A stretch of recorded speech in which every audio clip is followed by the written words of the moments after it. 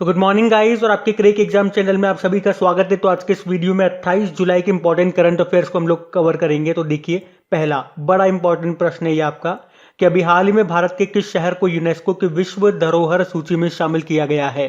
तो आंसर होगा धोलावीरा। तो गुजरात में हड़प्पा युग के शहर धोलावीरा को अभी यूनेस्को की विश्व धरोहर सूची में शामिल कर लिया गया है। तो इसके बाद आप देखोगे गुजरात में अब 4 विश्व धरोहर स्थल हो गए। कौन कौन से? एक तो पावागढ़ के निकट चंपानेर हो गया, दूसरा हो गया पाटन में रानी की वाव, तीसरा हो गया ऐतिहासिक शहर अहमदाबाद और अभी चौथा हो गया धोलावीरा। और इस तरह से आप देखोगे भारत का ये 40वां विश्व धरोहर स्थल बन गया है। और अभी कल ही तो हम लोगों ने पढ़ा था कि भारत का 39वां 39 नंबर का विश्व धरोहर स्थल कौन सा बना था? तेलंगाना का रुद्रेश्वर मंदिर, जिसे आप रामप्पा मंदिर भी कहते हो। तो अब भारत में कितने विश्व धरोहर स्थल हो गए? 40, जिसमें से 32 तो आपके सांस्कृतिक हैं, 7 आपके प्राकृतिक हैं और एकमात्र आपका मिश्रित स्थल है। और मैंने आपको बताया था ये पूरे विश्व का एकमात्र मिश्रित स्थल है। कौन सा? Kanchenjunga national park. अच्छा देखो, यूनेस्को से अभी जितने भी करंट अफेयर्स में हम लोगों ने क्वेश्चन पढ़े थे, मैं आपको सारे रिवाइज कराता हूँ वन बाय वन। अभी कुछ दिन पहले हम लोगों ने पढ़ा था कि यूनेस्को ने लिवरपूल को विश्व विरासत सूची से हटा दिया था। चलिए फिर आप बताइए, अभी किस भारतीय शहर को यूनेस्को के द्वारा अपनी ऐतिहासिक शहरी लैंडस्केप परियोजना के तहत चुना गया? एक तो ग्वालियर को और एक ओरछा को। और उससे पहले हम लोगों ने पढ़ा था कि यूनेस्को के विश्व धरोहर स्थल की संभावित सूची में 6 भारतीय स्थलों को शामिल किया गया है। अब वो 6 भारतीय स्थल कौन कौन से हैं? सुनना ध्यान से। वाराणसी के गंगा घाट, तमिलनाडु के कांचीपुरम मंदिर, मध्य प्रदेश के सतपुड़ा टाइगर रिजर्व, मध्य प्रदेश में नर्मदा घाटी के भेड़ा घाट और लमेता घाट, महाराष्ट्र सैन्य वास्तुकला और हीरे बैंकल मेगालिथिक साइट जो कि है कर्नाटक में। तो ये सारे पॉइंट आपको याद रखने। बाकी यूनेस्को की बात कर ले तो यूनेस्को मतलब होता है United Nation Educational Scientific and Cultural Organization. इसका हेडक्वार्टर मिलेगा आपको पेरिस फ्रांस में और इसके डायरेक्टर जनरल है ऑड्रे ओजाले। तो भारत में अब टोटल कितनी वर्ल्ड हेरिटेज साइट्स हो गई हैं? 40 हो गई हैं, ध्यान रखना। Very most important question mark कर लेना इसको। बाकी अगर यहां से देखो इस तरह से प्रश्न बन जाए आपका स्टैटिक में कि धोलावीरा की खोज किसने की थी, तो आंसर होगा जेपी जोशी ने। ये 1967-68 की बात है। बढ़ते हैं आगे। फिर अगला प्रश्न है, अभी हाल ही में किस राज्य के मुख्यमंत्री ने बांस औद्योगिक पार्क की आधारशिला रखी है? तो आंसर होगा असम ने। तो असम के जो मुख्यमंत्री है कौन है? हेमंत बिस्वा शर्मा। और उन्होंने मानदेर डिसा गांव में एक बांस औद्योगिक पार्क की आधारशिला रखी है। तो इस तरह से ये जो पार्क है ये भविष्य में युवाओं के लिए रोजगार के अवसर प्रदान करेगा। कैसे करेगा भाई? जब ये बांस बड़े हो जाएंगे तो उनका उपयोग करके अलग अलग तरह के प्रोडक्ट्स बना करके बेचे जा सकेंगे, इस तरह से। अच्छा, बांस से आपको कुछ याद आता होगा, कुछ लिंक कर पाओगे आप? बताओ क्या। अभी राजस्थान के उदयपुर में प्रोजेक्ट बोल्ड शुरू किया गया था। किसने किया था? केवीआईसी ने, जिसमें आपको याद होगा बांस के पौधे लगाए गए थे। और बेम्बू डे कब मनाते हैं हम लोग? 18 सितंबर को मनाते हैं। और बांस याद रखना पेड़ नहीं है, ये एक घास ही है, घास में आती है बांस। चलो एक प्रश्न मैं आपसे पूछता हूँ, चेराओ नृत्य ये किस राज्य में किया जाने वाला एक नृत्य है, डांस है? बताओ। और आप लोगों को याद होगा अभी हम लोगों ने टॉप 5 स्टैटिक क्वेश्चंस की सीरीज स्टार्ट की है और कल उसका 3rd वाला पार्ट मैंने शाम को अपलोड कर दिया था। अगर वो आपने ऑडियो सुना होगा तो ये क्वेश्चन मैंने आपको वहां पर भी करवाया था। चेराओ नृत्य ये किस राज्य में किया जाने वाला एक नृत्य है? तो आंसर होगा इसका मिजोरम में। इसे हम बांस नृत्य भी बोलते हैं क्योंकि इसको करने में बांस का उपयोग किया जाता है। तो ये याद रखना, ये एग्जाम में पूछा गया प्रश्न है। बाकी यहाँ पे बात हो रही है असम की, तो ये रहा मैप में असम। देखो असम की कैपिटल क्या है? दिसपुर है। मुख्यमंत्री है हेमंत बिस्वा शर्मा। इनसे पहले कौन थे? सर्बानंदा सोनोवाल थे, जिन्हें अभी कैबिनेट मिनिस्टर बना दिया गया। और कौन सा मंत्रालय इनके पास है? कमेंट बॉक्स में टाइप करके बताओ। यहाँ के गवर्नर कौन है? जगदीश मुखी है। और अभी आपको याद होगा असम सरकार ने ही आस्था और संस्कृति के लिए एक नया विभाग बनाने की भी घोषणा की थी। उसके अलावा भी असम के कछार जिले ने स्कोच अवार्ड जीता था। और सबसे इंपॉर्टेंट तो आप याद रखना, अभी असम के गुवाहाटी में दुनिया का पहला अनुवांशिक रूप से संशोधित यानी कि जेनेटिकली मॉडिफाइड रबड़ का पौधा लगाया गया था। और अगर आपसे पूछा जाए ना कि सतरिया बताओ ये किस राज्य का शास्त्रीय नृत्य है, क्लासिकल डांस है, तो ये असम का है। सबसे नवीनतम शास्त्रीय नृत्य यही है, सतरिया। एक पुटोला नाच भी आप याद रखना, पुटोला नाच ये भी असम का है। अभी असम ने कोरोना के खिलाफ जागरूकता फैलाने के लिए इसको शुरू किया था, पुतोला नाच को। और अभी असम में 2 नए नेशनल पार्क आपको मिलेंगे। एक तो है रायमोना नेशनल पार्क जो कि गोल्डन लंगूर के लिए फेमस है, और एक है देहिंग पटकाई नेशनल पार्क। तो टोटल 7 नेशनल पार्क हो गए। कौन कौन से फिर से सुनो। एक तो ऑलरेडी यहाँ पे काजीरंगा नेशनल पार्क है जो कि एक सींग वाले गेंडों के लिए फेमस है। नामेरी नेशनल पार्क हो गया, मानस नेशनल पार्क हो गया, डिब्रू शिखोवा नेशनल पार्क हो गया, औरंग नेशनल पार्क हो गया। ये तो 5 पहले से ही थे। एक तो रायमोना नेशनल पार्क और एक देहिंग पटकाई नेशनल पार्क। अभी असम की पहली महिला वित्त मंत्री कौन बनी, फाइनेंस मिनिस्टर अजंता नियोग। अभी असम सरकार ने ही मुख्यमंत्री शिशु सेवा योजना को भी शुरू किया था। और एक बिहू नृत्य, ये भी काफी फेमस है असम का। बिहू नृत्य हो गया, बगरुम्बा नृत्य हो गया, ये भी याद रखना। और अभी असम के ही तेजपुर लीची को जीआई टैग मिला था। और असम के सबसे लंबे समय तक मुख्यमंत्री थे तरुण गोगोई, जिनका भी निधन हो गया और इसी साल उनको पद्म भूषण पुरस्कार के लिए चुना गया था। उसी तरह से असम की पहली और एकमात्र महिला मुख्यमंत्री थी सैयदा अनवरा तैमूर, उनका भी अभी निधन हो गया। और भारत का सबसे लंबा पुल जिसे कहते हैं भूपेन हजारिका, ये आपको यहीं पे मिलेगा। किस नदी पे, लोहित नदी पे। इसकी लंबाई कितनी है, 9.15 किलोमीटर है। तो ये सारे इंपॉर्टेंट पॉइंट्स मैंने आपको रिलेटेड टू असम बताए, इनको याद रखना। और हाँ गाइस देखो, हो सकता है आप लोगों को मेरी आज वॉइस में थोड़ा सा फर्क नजर आए कि मैं अटक अटक के बोल रहा हूँ या ऐसा बोल रहा हूँ। तो एक्चुअली क्या है, मुंह में अभी छाले हो रहे हैं और छाले की प्रॉब्लम रहती है, लेकिन कभी कुछ ज्यादा हो जाते हैं तो फिर बोल नहीं पाते हैं। और अभी इतने ज्यादा हो रहे थे कि बोल नहीं पा रहा था, तो वैसे भी आज वीडियो नहीं बनाना था मुझे, लेकिन फिर बाद में मुझे लगा कि आप सभी लोग सुबह इंतजार करोगे, तो जो भी हो जैसे भी हो एक बार बना लेते हैं। आप लोग एडजस्ट कर लेना, क्योंकि अगर बनाया तो उसी वक्त तकलीफ होगी जिस वक्त मैं बोलूंगा, और अगर नहीं बनाया तो फिर पूरे टाइम तकलीफ रहेगी कि क्यों नहीं बनाया, आपके कमेंट पढ़ के। तो एडजस्ट करना। अभी हम बढ़ते हैं आगे। फिर बताइए कि हाल ही में जारी WTO वर्ल्ड ट्रेड ऑर्गेनाइजेशन की रिपोर्ट के अनुसार 2019 में वैश्विक कृषि निर्यात यानी कि ग्लोबल एग्रीकल्चर एक्सपोर्ट्स में भारत कौन से स्थान पर है।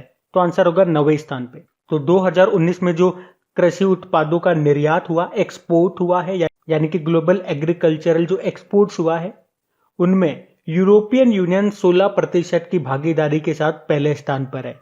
इसमें दूसरे नंबर पर रहा अमेरिका और तीसरे नंबर पर रहा ब्राजील। भारत की बात करेंगे तो भारत 9वें स्थान पर रहा है 3.1% भागीदारी के साथ में। तो इस तरह से आप देखोगे तो भारत 2019 में वैश्विक कृषि निर्यात में टॉप 10 में रहा है।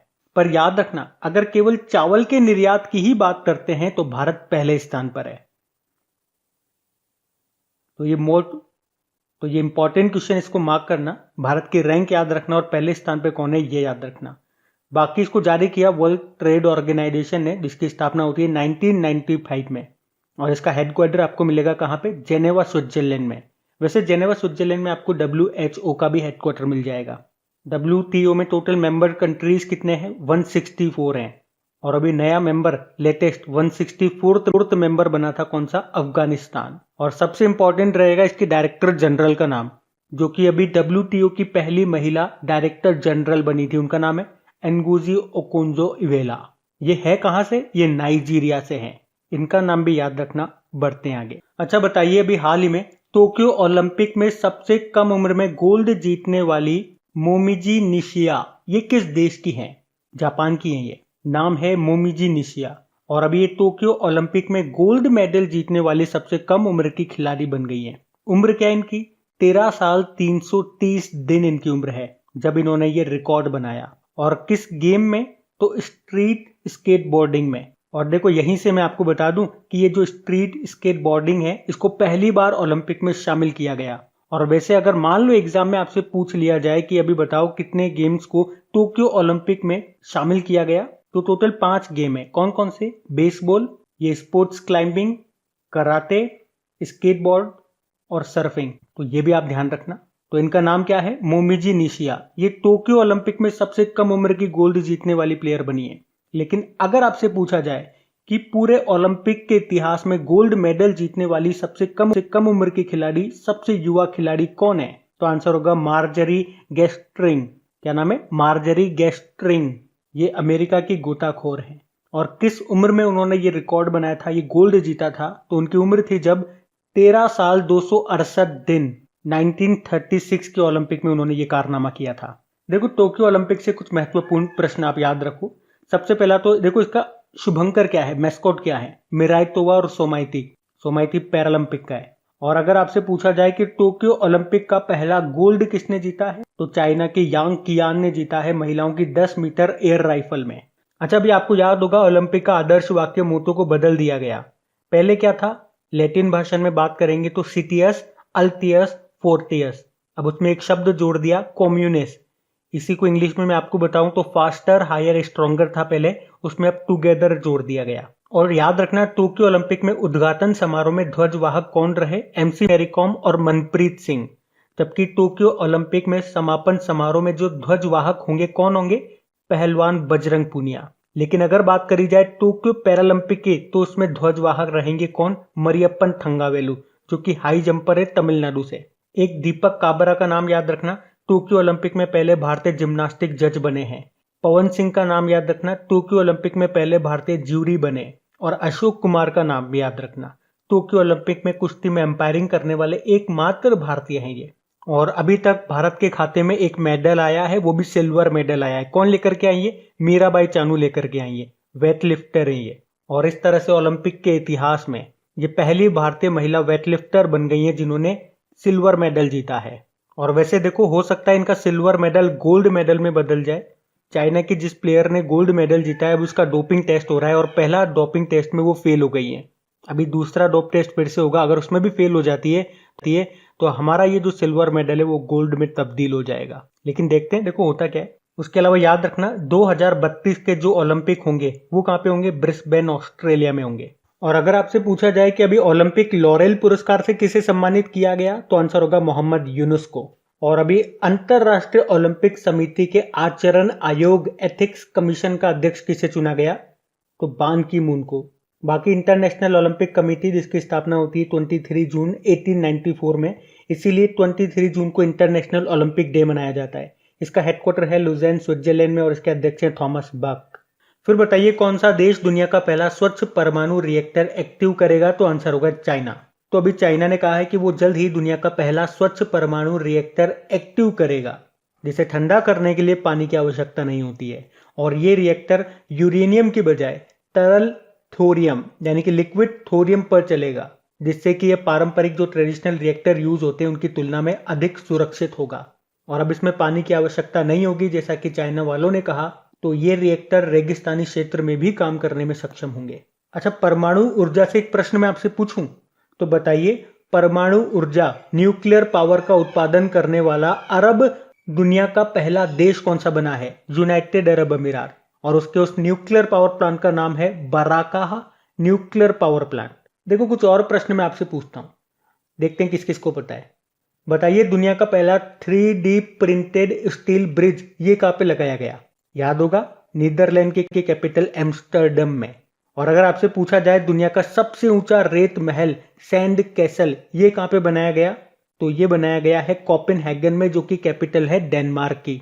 और अभी क्यूबा से आपको याद होगा, जिसकी कैपिटल होती है हवाना। तो क्यूबा ने अभी कोविड-19 के लिए दुनिया का पहला कॉन्जुगेट वैक्सीन बनाया है, जिसका नाम क्या रखा है, सोबराना 2। बाकी बात चाइना की है तो ये रहा मैप में चाइना। देखो उसकी कैपिटल बीजिंग है। बीजिंग से याद रखना, शंघाई कोऑपरेशन ऑर्गेनाइजेशन का हेडक्वार्टर यहीं पर है। एशियन इंफ्रास्ट्रक्चर इन्वेस्टमेंट बैंक का हेडक्वार्टर भी आपको यहीं पे मिलेगा। और अगले जो विंटर ओलंपिक्स होंगे 2022 में, वो बीजिंग में ही होंगे। और उसके शुभंकर क्या है, बिंग ड्वेन ड्वेन और श्वेन रॉन रॉन।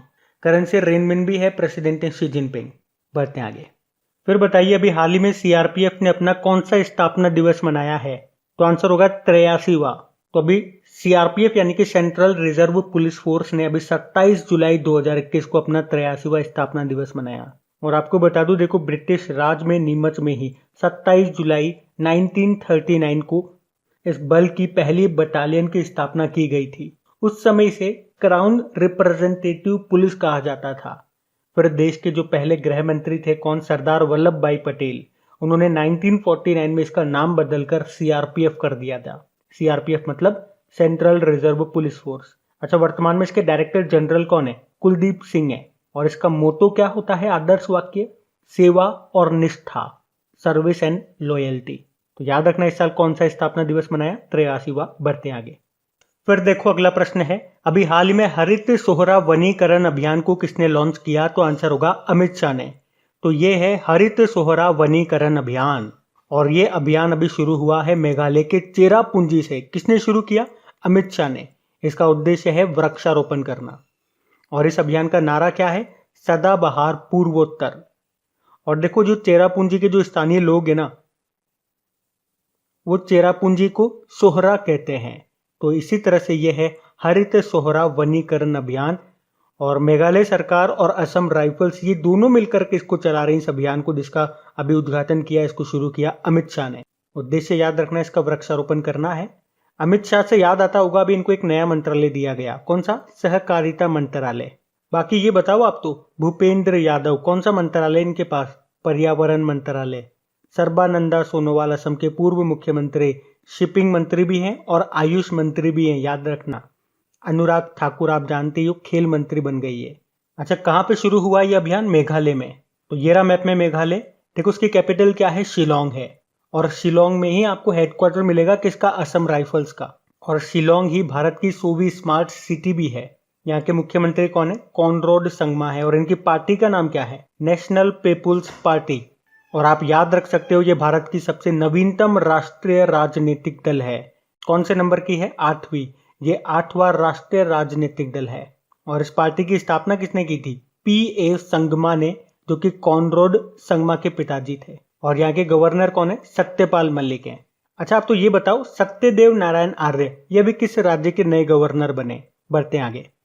फिर अगला प्रश्न है कि हाल ही में नागरिक उड्डयन सुरक्षा ब्यूरो का महानिदेशक किसे नियुक्त किया गया? तो आंसर होगा नासिर कमल को। तो वरिष्ठ आईपीएस अधिकारी है ये नासिर कमल, और अभी इन्हीं को नागरिक उड्डयन सुरक्षा ब्यूरो यानी कि Bureau of Civil Aviation Security का डायरेक्टर जनरल बनाया गया है। और ये किनका स्थान लेंगे? M.A. गणपति का स्थान लेंगे ये। अच्छा, अगर आपसे पूछे हैं कि बताओ अभी नए नागरिक उड्डयन मंत्री कौन बन गए? सिविल एविएशन मिनिस्टर कौन बन गए? ज्योतिरादित्य सिंधिया। बाकी प्रदीप चंद्रन नायर असम राइफल्स के 21वें महानिदेशक बने थे ये। और याद रखना, असम राइफल्स को ही पूर्वोत्तर का प्रहरी भी कहा जाता है। हेडक्वार्टर तो आपको बता ही दिया, शिलोंग में है। बाकी अरमाने गिरधर भारतीय राष्ट्रीय राजमार्ग प्राधिकरण national highways authority of India के अध्यक्ष बने। और Padma Kumar Madhavan Nair national asset reconstruction company, जिसे आप बैड बैंक भी कहते हैं, उसके ये मैनेजिंग डायरेक्टर बने। बढ़ते हैं आगे। फिर बताइए, हाल ही में किस राज्य ने MyGov मेरी सरकार पोर्टल को लॉन्च किया? तो आंसर होगा उत्तर प्रदेश ने। तो अभी उत्तर प्रदेश के जो मुख्यमंत्री हैं योगी आदित्यनाथ, उन्होंने MyGov मेरी सरकार पोर्टल को लॉन्च किया है। तो इस पोर्टल के माध्यम से जो योजनाएं सरकार ने चलाई है उन्हें जनता को बताने के लिए इसे लॉन्च किया गया, और राज्य सरकार को जनता से सीधे जोड़ने और उनसे फीडबैक लेने के लिए, यानी कि जनता और सरकार के बीच में कम्युनिकेशन स्थापित करने के लिए इस पोर्टल को लॉन्च किया गया। यही इसका उद्देश्य है।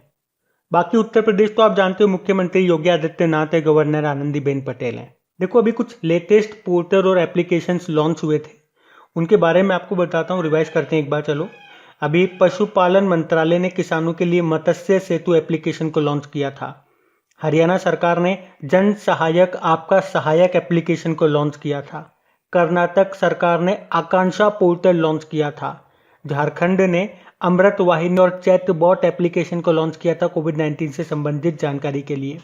उसी तरह से बिहार ने हिट कोविड एप्लीकेशन को लॉन्च किया था। हिट मतलब हो गया होम आइसोलेशन ट्रैकिंग। मणिपुर ने अभी मोमा मार्केट मोबाइल एप्लीकेशन को लॉन्च किया था ताजी सब्जियों की होम डिलीवरी के लिए। सीबीएसई ने दोस्त फॉर लाइफ एप्लीकेशन लॉन्च किया था।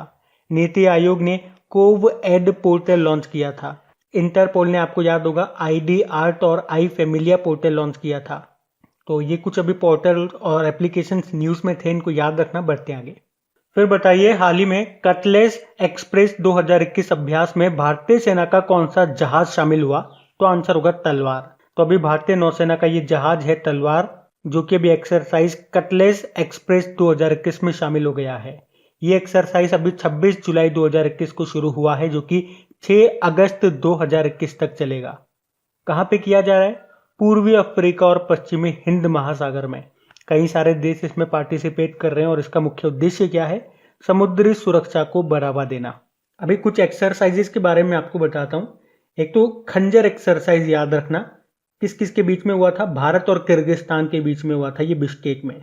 संप्रीति एक्सरसाइज किसके बीच में हुआ? ये भारत और बांग्लादेश के बीच में होता है। और नेपाल के साथ कौन सा एक्सरसाइज करते हैं हम? सूर्य किरण। इस साल हमने फ्रांस के साथ एक्सरसाइज डेजर्ट नाइट भी किया था राजस्थान में। वैसे फ्रांस के साथ हम वरुण एक्सरसाइज करते हैं, गरुड़ एक्सरसाइज करते हैं और शक्ति नाम का एक्सरसाइज करते हैं। लेकिन अगर मैं दोनों को साथ साथ बोलूंगा ना, गरुड़ शक्ति, तो ये हम करते हैं इंडोनेशिया के साथ में। और अगर मैं बोलूंगा मित्र शक्ति, तो हम श्रीलंका के साथ में करते हैं। श्रीलंका के साथ में हम स्लाइनेक्स नाम का एक्सरसाइज भी करते हैं। और अगर मैं आपसे पूछ लूं, इसी से मिलता जुलता है, सिम्बेक्स नाम का एक्सरसाइज किसके साथ करते हैं? सिंगापुर के साथ में। बाकी देखो, शक्ति से ही आपको याद आना चाहिए ऑपरेशन शक्ति। ये दूसरा भारतीय परमाणु परीक्षण था जो कि पोखरण में हुआ था। कब? 1998 में। और पहला वाला कौन सा था? स्माइलिंग बुद्धा था, 1974 में हुआ था। बाकी अगर मैत्री एक्सरसाइज की बात करेंगे तो वो तो हम थाईलैंड के साथ में करते हैं। जापान के साथ कोई एक्सरसाइज करते हैं क्या? करते हैं ना। धर्मा गार्जियन नाम की एक्सरसाइज करते हैं, जिमेक्स नाम की एक्सरसाइज करते हैं। और काजिंद नाम की एक्सरसाइज किसके साथ करते हैं? कजाकिस्तान के साथ में। मालदीव के साथ में एक्यूवेरियन नाम की एक्सरसाइज करते हैं। और यूएसए के साथ अभी हमने वज्र प्रहार नाम की एक्सरसाइज करती हिमाचल प्रदेश के बकलो में। और युद्ध अभ्यास नाम की एक्सरसाइज करी थी राजस्थान में। तो ये भी ध्यान रखना। आप बढ़ते आगे। फिर बताइए, विश्व हेपेटाइटिस दिवस ये कब मनाया जाता है? तो आंसर होगा 28 जुलाई को। तो हर साल 28 जुलाई को ये वर्ल्ड हेपेटाइटिस डे के रूप में मनाया जाता है। और अगर पूछा जाए कि 28 जुलाई को ही क्यों मनाते हैं, तो नोबेल पुरस्कार विजेता डॉक्टर बरूथ प्लूमबर्ग का जन्मदिन होता है इस दिन। उन्होंने हेपेटाइटिस बी की खोज की थी और उसके इलाज के लिए दवाई भी बनाई थी, इसीलिए। अच्छा, इस बार की थीम क्या है? थीम है हेपेटाइटिस कांट वेट। तो क्या है हेपेटाइटिस? तो जब भी किसी व्यक्ति के लीवर में सूजन आ जाती है तो उस शारीरिक अवस्था को हेपेटाइटिस कहा जाता है। तो सिंपल सा याद रखना है, तो वर्ल्ड हेपेटाइटिस डे कब मना रहे हैं? 28 जुलाई को। और इसकी थीम आपको याद रखनी है। और हाँ गाइज, मैं आपको बोलना भूल गया, अगर सेशन अच्छा लग रहा है तो प्लीज इसे लाइक जरूर करना और इसे अपने दोस्तों के साथ में, जो भी आपका स्टडी ग्रुप हो गया, प्लीज एक बार शेयर जरूर कर देना। देखो, वीडियो को बनाने में बहुत ज्यादा मेहनत लगती है। वो तो अभी तो बोलने में तकलीफ हो रही है, वो बात अलग है। लेकिन वैसे भी बहुत दिल से मैं आप लोगों के लिए मटेरियल तैयार करता हूँ। लेकिन उसके बावजूद इसको रेस्पॉन्स नहीं मिलता है तो बहुत दुख होता है। तो प्लीज अपने अपने दोस्तों के साथ में आप लोग इसको शेयर जरूर करना। बढ़ते आगे। तो अब बात करेंगे कल की वीडियो में पूछे गए प्रश्न के उत्तर की। आज हम लेट हो गए इसलिए हम 11 ही क्वेश्चन ले रहे हैं। तो कल के वीडियो में आपसे पूछा था, अभी राष्ट्रपति भवन में किस बैंक की नई शाखा का ब्रांच का उद्घाटन किया था राष्ट्रपति जी ने? तो आंसर होगा SBI। और टॉप 5 सीरीज का तीसरा पार्ट अपलोड हो चुका है, उसको आप सुन लीजिएगा। और अगर कोई वीडियो को फर्स्ट टाइम देख रहा है तो आपको बता दूं, उसका लिंक आपको नीचे डिस्क्रिप्शन में मिल जाएगा। टॉप 5 स्टैटिक सीरीज के नाम से अभी तक तीनों पार्ट अपलोड हुए हैं, उनके लिंक आपको मिल जाएंगे। Thank you guys.